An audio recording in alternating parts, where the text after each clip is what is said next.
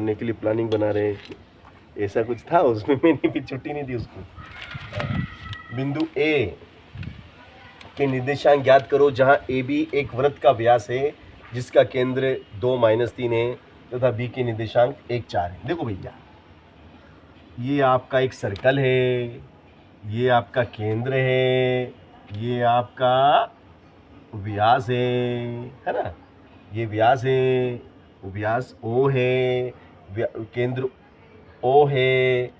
और केंद्र ओ के निर्देशांक देखो बेटा, केंद्र के क्या निर्देशांक है 2-3, तो यहाँ लिख दो 2-3।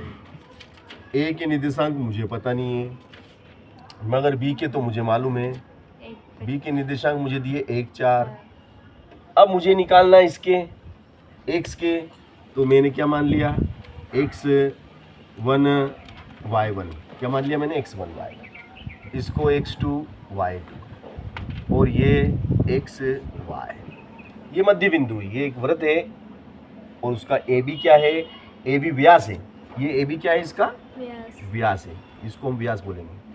और ये व्यास को बीचों बीच का मध्य बिंदु, तो मध्य बिंदु के निर्देशांक एक्स वाई, x बराबर 2 y बराबर -3, ये सिरा ए और ये सिरा बी, तो सिरा ए के निर्देशांक x1 y1, सिरा बी के निर्देशांक x2 y2 और x2 का मान कितना 1, y2 का मान कितना 4, x1 का मान हमें पता नहीं है निकालना है, y1 का मान पता नहीं है निकालना है। अब भैया मध्य बिंदु के निर्देशांक यहाँ लिखेंगे बेटा, ये लिखो, चूंकि मध्य बिंदु के निर्देशांक, मध्य बिंदु के निर्देशांक है ना, तो देखो x बराबर क्या होता है, चलो यही लिख लेता हूं, x बराबर x1 प्लस x2 बटे 2, x बराबर x1 प्लस x2 बटे 2, तो मध्य बिंदु x कितना भाई साहब, x कितना है, x की जगह 2, x1 तो मुझे पता नहीं है, x1 की जगह x1,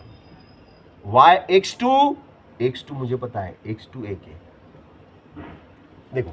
x1 तो निकालना है तो x1 ही रहेगा, x2 दिया है, दिया, x 2 है और नीचे 2,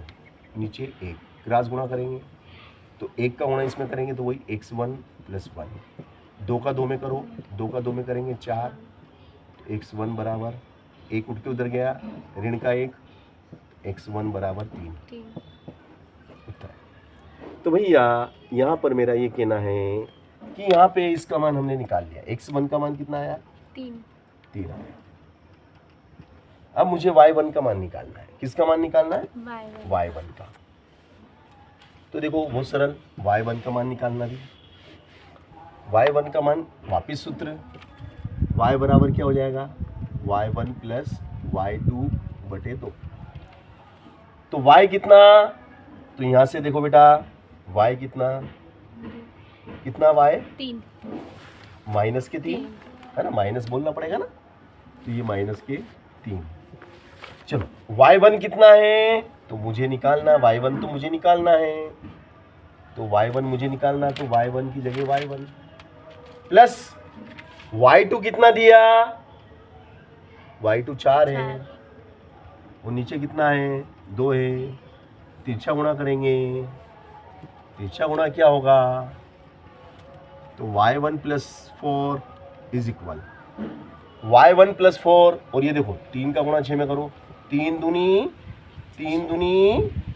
6, मगर क्या के 6, ऋण के 6, देखो ये ऋण के 6, तो ये क्या हो जाएगा भाई साहब y1 बराबर ऋण का 6, ये धन के 4 उधर गए तो ऋण के 4 हो जाएंगे है ना, तो ये हो जाएगा आपका y1 बराबर ऋण और ऋण, देखो ये भी ऋण का और ये भी ऋण का, तो ऋण जुड़ते हैं, धन जुड़ते हैं और ऋण धन घटते हैं, तो भैया ऋण के 6 ऋण के 4 ऋण के 10, तो ये y1 आ गया, तो y1 कितना आया बेटा 10, ऋण का 10, और इस तरीके से ये हमें निकालना था और हमने